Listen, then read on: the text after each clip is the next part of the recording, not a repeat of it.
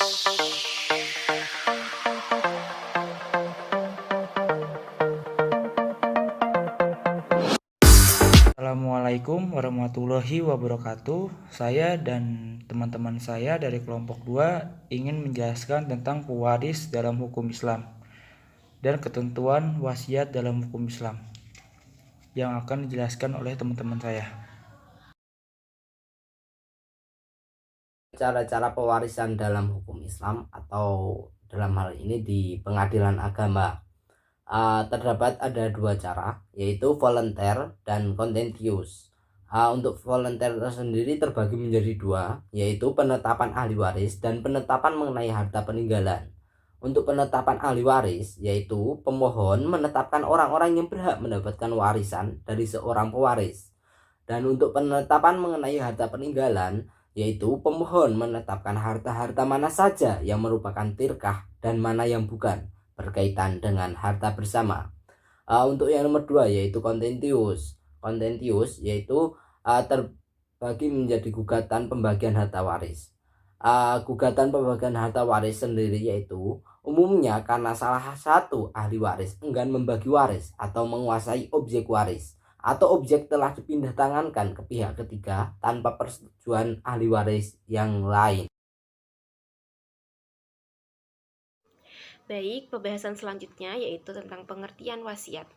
Wasiat diatur dalam beberapa peraturan perundang-undangan. Yang pertama itu dari kompilasi hukum Islam, dan yang kedua kitab undang-undang hukum perdata. Jadi yang pertama, menurut kompilasi hukum Islam, pasal 171 huruf F, wasiat adalah pemberian suatu benda dari pewaris kepada orang lain atau lembaga yang akan berlaku setelah pewaris meninggal dunia. Sedangkan menurut kitab undang-undang hukum perdata, wasiat adalah pemberian suatu benda secara sukarela dan tanpa imbalan dari seseorang kepada orang lain yang masih hidup untuk dimiliki. Dengan kata lain, seperti menurut R. Subekti dalam buku Pokok-pokok Hukum Perdata halaman 106, testamen atau wasiat adalah suatu pernyataan dari seseorang tentang apa yang dikehendaki setelah meninggal. Jadi, wasiat dalam hal ini hukumnya adalah wajib dipenuhi. Namun, untuk pemenuhannya yaitu terlebih dahulu harus dipenuhi kewajiban-kewajiban utama dari pewaris. Contohnya yaitu utang. Jadi, apabila pewaris memiliki utang, maka utang tersebut harus dipenuhi terlebih dahulu, baru dapat dilaksanakan pemenuhan wasiat dan pemberian warisan kepada keluarga. Oke, selanjutnya adalah jenis-jenis atau macam-macam wasiat dan pengertiannya.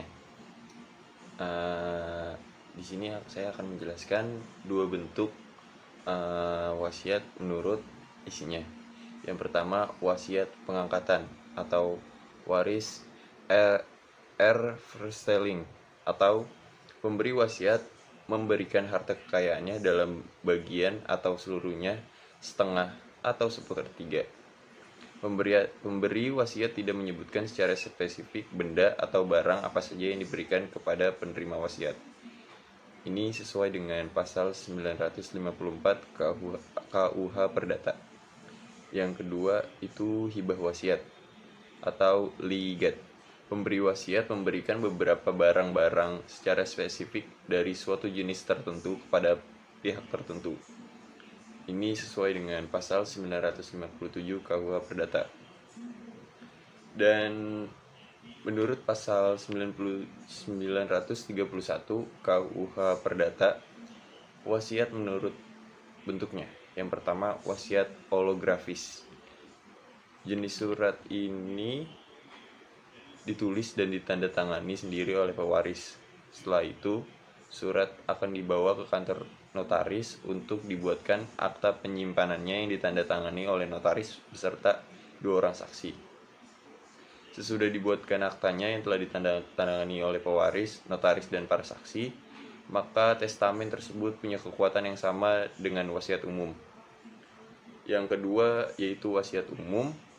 Surat wasiat jenis ini dibuat langsung di depan notaris, di mana pewaris berinisiatif sendiri mendatangani kantor notaris. Setelahnya, pewaris akan menerangkan perihal apa saja yang ingin dituangkan dalam wasiat tersebut. Jenis surat ini paling sering digunakan dan bahkan dianjurkan agar notaris dapat memberikan bimbingan dan petunjuk kepada pihak pemberi wasiat. Tujuannya, supaya wasiat itu dapat berjalan sebaik mungkin sesuai kehendak pewaris. Yang ketiga dan yang terakhir, surat wasiat rahasia. Jenis surat wasiat ini sebenarnya hampir serupa dengan jenis wasiat holografis. Hanya saja, sifat surat ini tertutup. Dalam hal ini, pewaris menulis dan menandatangani sendiri yang kemudian diserahkan kepada notaris untuk dibuatkan akta penyimpanannya dengan dihadiri 4 orang saksi. Pada surat tersebut juga harus diberi keterangan dan yang menyatakan bahwa surat ini dibuat dan ditandatangani oleh pemberi wasiat sendiri. Bentuk surat ini bisa dilihat dalam pasal 940 KUH Perdata. Dalam pembuatan surat wasiat harus dipastikan cara penulisannya secara detail. Surat wasiat ini dapat dibuat sendiri maupun di hadapan notaris dengan mengeluarkan sejumlah biaya pembuatan surat wasiat. Pembagian waris dalam Islam memiliki ciri mendasar dengan pemberian bagian harta berdasarkan bilangan pecahan yang sudah ditentukan atau dikenal dengan istilah furud muqaddarah. Adapun bilangan pecahan yang biasa digunakan dalam pembagian harta warisan dalam Islam yaitu setengah, sepertiga, seperempat, seperenam, seperdelapan, dan 2/3.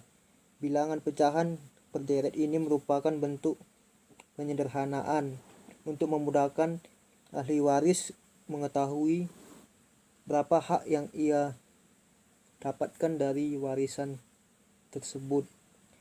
Adapun pihak yang berhak mendapatkan bagian harta pusaka untuk pihak laki-laki yaitu anak laki-laki, cucu lelaki dari anak lelaki, bapak kakek dari bapak sampai ke atas atau silsilah, saudara sekandung, saudara seayah, saudara seibu, anak lelaki dari saudara sekandung, anak lelaki dari saudara seayah, paman yang sekandung dengan ayah si mati, anak laki-laki dari paman yang sekandung, anak laki-laki dari paman yang seayah, dan suami. Sedangkan untuk perempuan yang mendapatkan harta pusaka itu anak perempuan, cucu perempuan dari anak laki-laki dan terus ke bawah, ibu, nenek dari bapak sampai ke atas, nenek saudara perempuan sekandung, saudara perempuan sebapak, saudara perempuan seibu, dan istri. Selanjutnya, poin kelima, bagaimana jika wasiat yang diberikan melebihi batas ketentuan sistem pewarisan dalam hukum Islam? Pada dasarnya, pembatasan pemberian wasiat adalah demi keadilan, maka jumlah harta yang diberikan dalam wasiat menurut hukum Islam tidak diperbolehkan melebihi 1/3 dari keseluruhan harta. Jika hal tersebut dilanggar, maka pembagian harta waris menjadi tidak adil. Yang selanjutnya terjadi adalah hal tersebut menjadi pemicu retaknya hubungan keluarga, sedangkan dalam Islam mengajarkan agar umatnya menyambung dan menjaga kelanggengan tali silaturahmi serta larangan untuk memutuskannya. Pernyataan tersebut sejalan dengan hadis Nabi Muhammad SAW tentang wasiat, yang artinya sesungguhnya Allah telah memberikan bagi yang berhak haknya, maka tidak ada wasiat bagi ahli waris.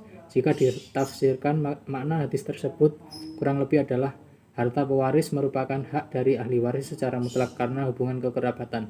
Itulah mengapa wasiat hanya diberikan kepada orang lain di luar ahli waris. Pembagian waris melalui wasiat adalah yang utama. Pembagian wasiat tidak dianjurkan melebihi batas ketentuan yaitu 1/3 dari keseluruhan harta pusaka atau harta pewaris. Jika ada wasiat yang diberikan melebihi batas tersebut, maka ada dua cara penyelesaian. Yang pertama, mengurangi harta wasiat hingga sepertiga harta peninggalan jika terdapat ahli waris yang keberatan dengan isi wasiat. Yang kedua, seluruh ahli waris diminta untuk mengikhlaskan kelebihan harta dari sepertiga tersebut. Apabila ahli waris bersedia, maka harta tersebut menjadi halal bagi si penerima wasiat.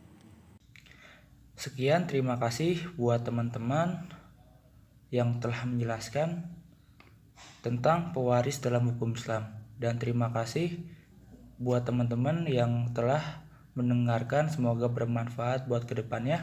Assalamualaikum warahmatullahi wabarakatuh.